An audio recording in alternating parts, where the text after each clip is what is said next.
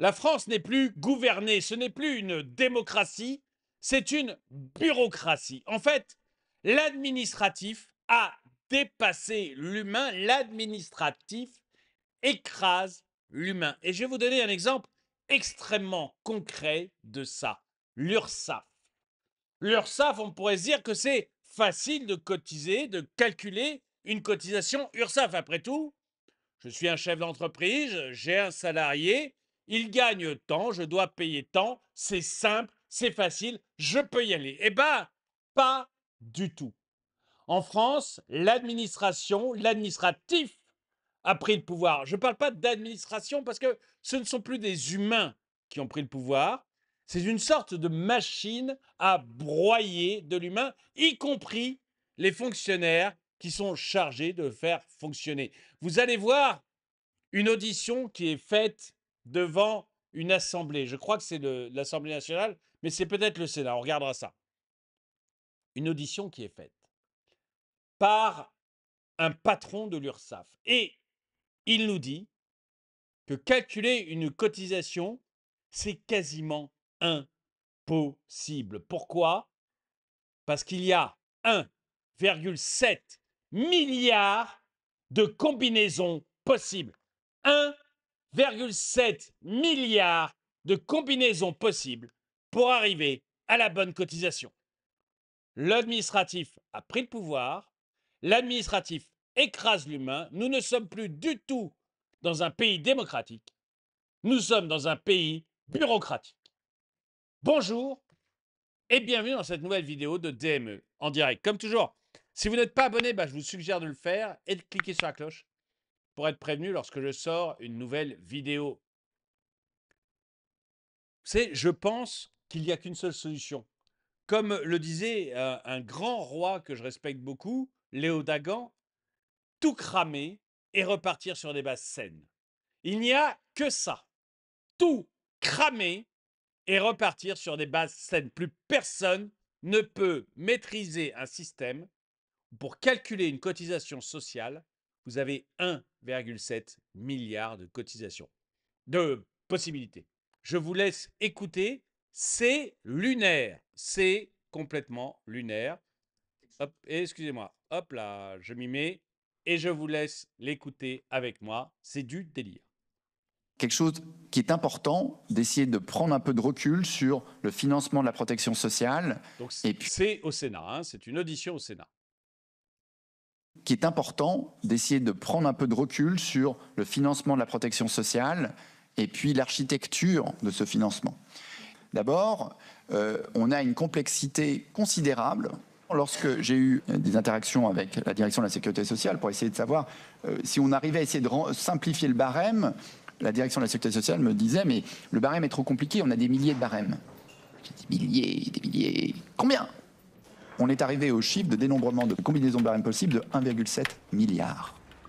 Ça veut dire que vous avez 1,7 milliard de combinaisons possibles pour déterminer le barème. C'est totalement, mais totalement ingérable. Il y a 1,7 milliard de combinaisons possibles pour arriver à définir le taux de cotisation en fonction du salaire en France.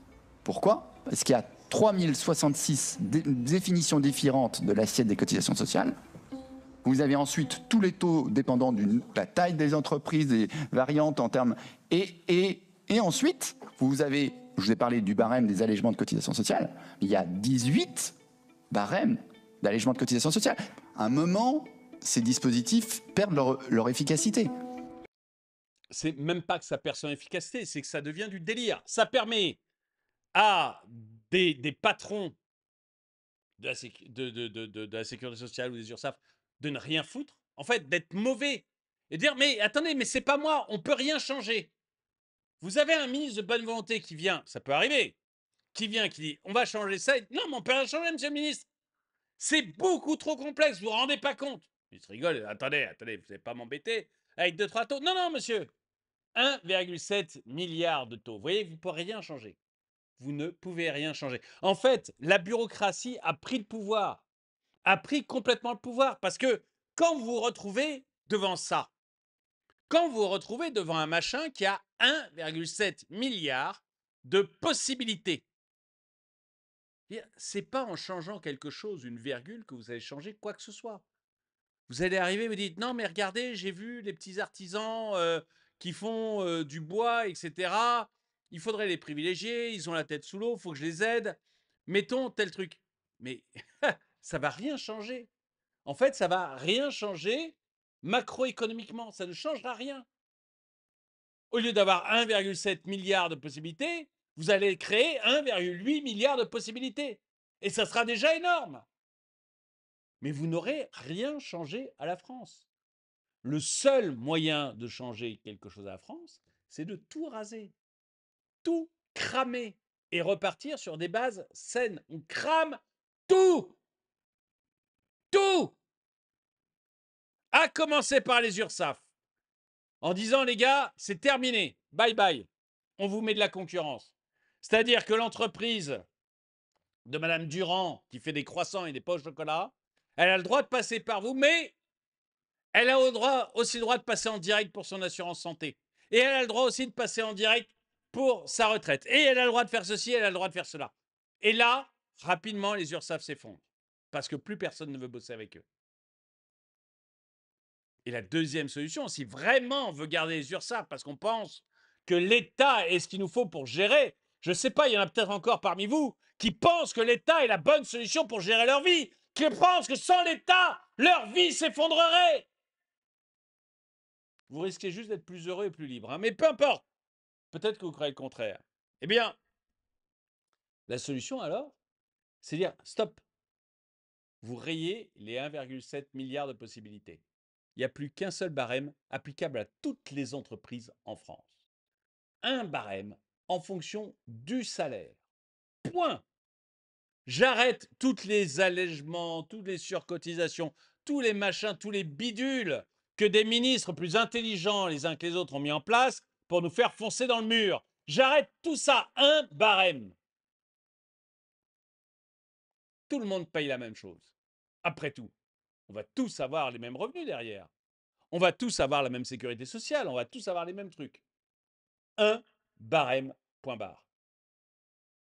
Et là, quand vous aurez un seul barème, vous pourrez juger aussi le patron de la sécurité sociale, le patron des URSSAF. Vous pourrez lui dire, attends mon gars, je sais exactement combien tu gagnes maintenant.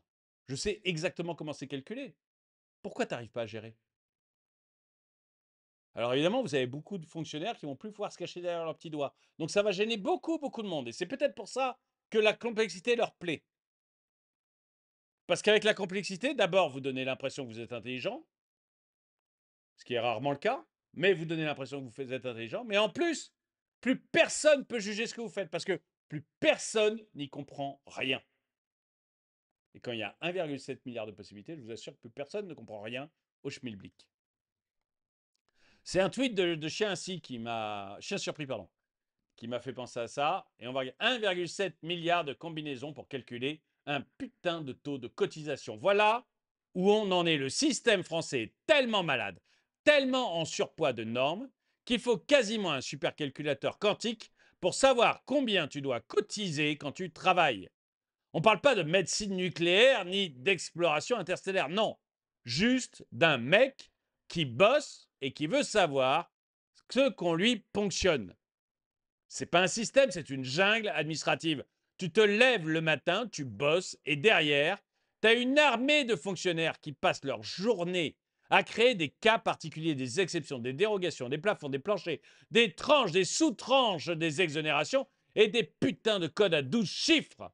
Et tout ça pour qu'au final, même l'URSSAF ne comprenne pas ses propres calculs. Ça aussi, vous voyez, quand je dis l'administration est un gaz, quand vous avez 17 milliards de possibilités, 1,7 milliard de possibilités, ça emploie du fonctionnaire. Ça emploie du fonctionnaire totalement inutile. Hein, il est utile que parce qu'on a créé autant de complexité, sinon il serait totalement inutile.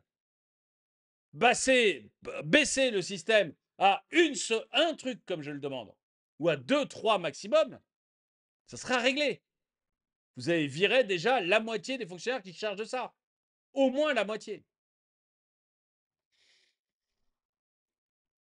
Mais tout ça, c'est des impôts en moins. Hein. Faut quand même le voir. C'est pas Quelque virer chose des gens pour virer des gens. c'est des emplois en moins, c'est des charges en moins. C'est simple, tu veux créer une boîte, embaucher, produire, on t'enchaîne avec des formules à tiroir. On a réinventé l'inefficacité sous stéroïdes.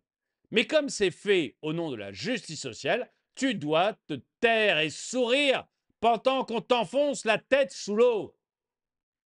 1,7 milliard de combinaisons, c'est pas un chiffre, c'est un aveu. Le pays est devenu un Rubik's Cube de paperasse insoluble.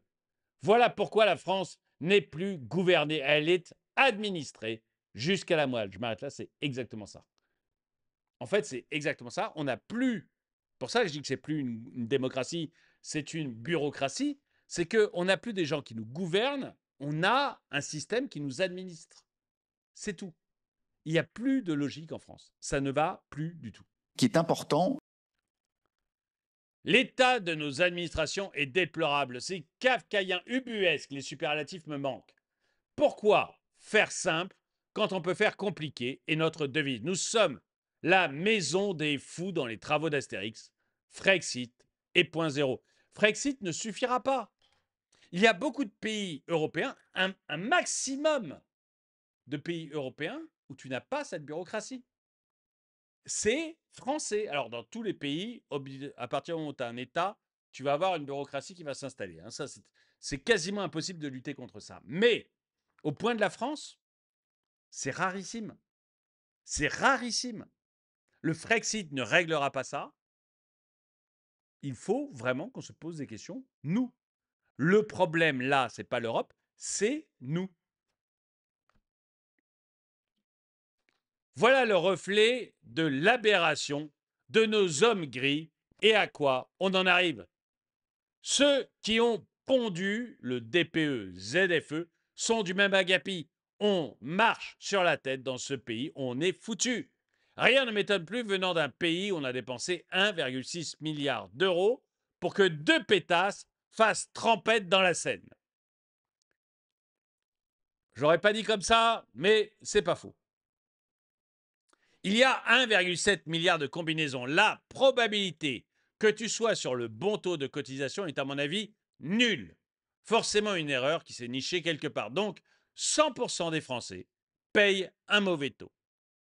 Kafka a trouvé son maître, l'URSSAF. Le jeu des barèmes, exemptions, dégrèvements, type d'entreprise aboutit à 1,7 milliard de combinaisons possibles pour obtenir un taux de cotisation sur salaire. Afouera l'URSSAF. Moi, je pense que le seul moyen, c'est d'arrêter toutes ces couillonneries. On arrête toutes ces couillonneries. La santé, on met ça dans des mutuelles privées au premier euro. Votre mutuelle devient votre assureur au premier euro et on liquide la sécurité sociale. Ou on vous laisse le choix entre la sécurité sociale et votre mutuelle. Vous verrez vite qui vous choisissez.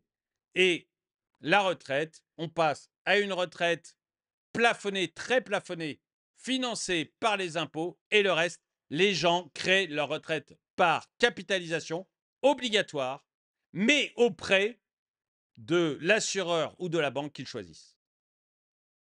Je ne vois que ça. Je ne vois que ça. Et l'URSSAF, bye bye. Ça dégage. Ça dégage.